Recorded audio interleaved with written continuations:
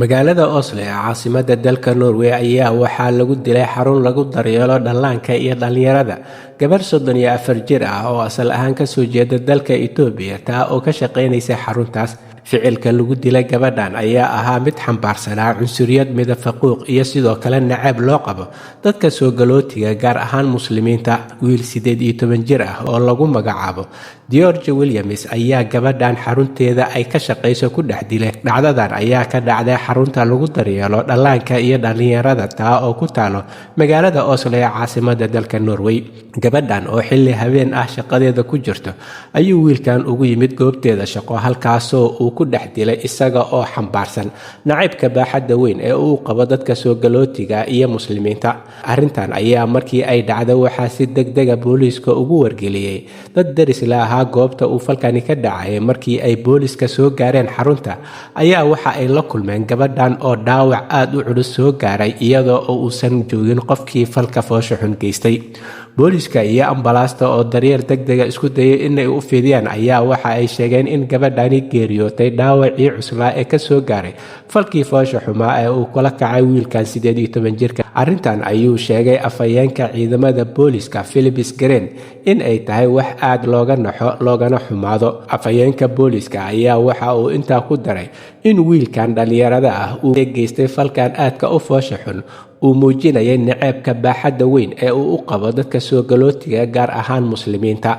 wiilkan ayaa goobta ka baxsaday markii uu falkan geystay ha yeeshee ciidamada booliiska oo rondooyin isdabajooga ka sameeyay guud ahaan magaalada Oslo ayaa waxa ay ku guuleysteen markii dambe in ay kasoo qabtaan wiilkan oo baxsad ah santarka magaalada Oslo. booliiska oo waraysi la yeeshay wiilkan faldambiyeedkan foosha xun geystay ayaa waxa uu u sheegay in uu nacayb baaxad weyn u qabo dadka soo galootiga gaar ahaan muslimiinta. waxa uuna intaa ku daray in uu qorsheynayay in uu waxyeelo tan ka baaxad weyn u geysto dad kale oo muslimiin ah oo ku nool dalka Norway.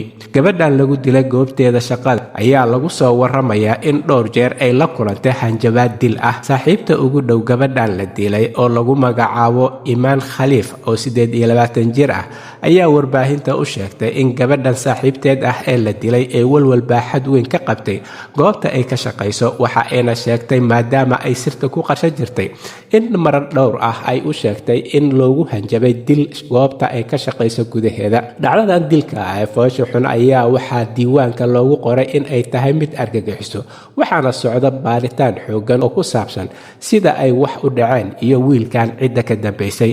booliiska ayaa warbaahinta u sheegay inaysan jirin cid la qorshaysay wiilkan oo uu isagu qorsheeyay qaabka uu wax u fulinayo uuna doonayo in uu wax u dilo si taalamidana uu u qorsheynayay in dad kale muslimiina oo uu waxyeelayo. ha yeeshee waxa uu boolisku sheegay in tabarta iyo taagta wiilkan aysan gaarsiisaneen in dad kale uu wax u geysto dhacdadii uu geystay kadib. dhacdadan dilka ah ee xambaarsan ficilka cunsuriyadda ayaa waxaa lala xiriirinayaa arrimo siyaasadeed marka laga soo tago cunsuriyadda iyo nacaybka loo qaba ajaanibta iyo muslimiinta. dhacdooyinkan foosha xun ee cunsuriyadda xambaarsan iyo kooxaha nacaybka baahsan u qaba ajaanibta ayaa kusii kordhaya guud ahaan qaaradda Yurub iyo Norwayba waxaana bilihii u dambeeyay iyo sanadkii tagaba dhacdooyin kala duwan ee ka dhacayeen magaalooyinka kala duwan ee dalka Norway kuwa oo xambaarsanaa ficilo afka ah. ha yeeshee hadda waxa ay maraysaa ficilo gacanta ah taa oo khatarteeda leh. halka ay wararka ugu doorkaroon idinkaga imaanayaan waa Somali Voice in Norway ama codka Soomaaliyeed ee Norway waxaana idinla socodsiinayay aniga oo ah Cabdullaahi Shiine.